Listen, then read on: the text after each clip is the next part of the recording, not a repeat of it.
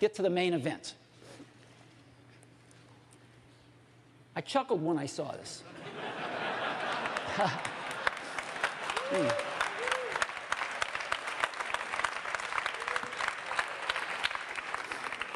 But before we get to that, I want to go back to 1991, when Apple announced and shipped its first PowerBooks.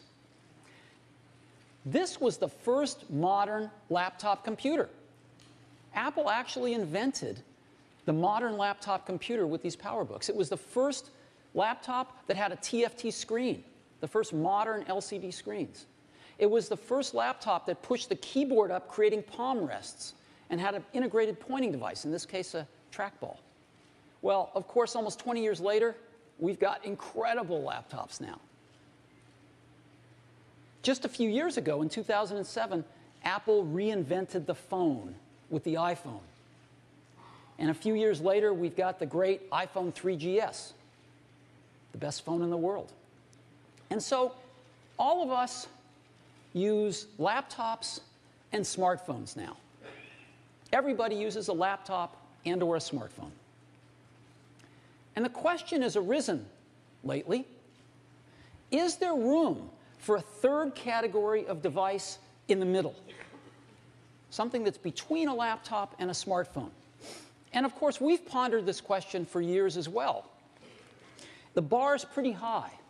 In order to really create a new category of devices, those devices are going to have to be far better at doing some key tasks.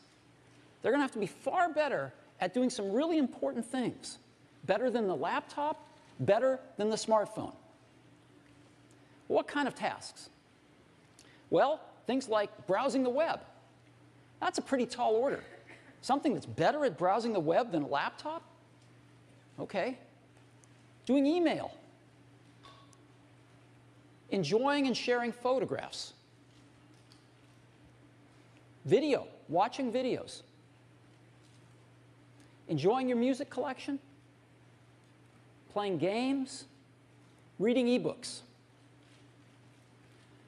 If there's going to be a third category of device, it's going to have to be better at these kinds of tasks than a laptop or a smartphone. Otherwise, it has no reason for being.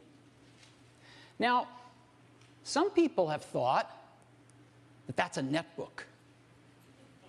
The problem is, netbooks aren't better at anything.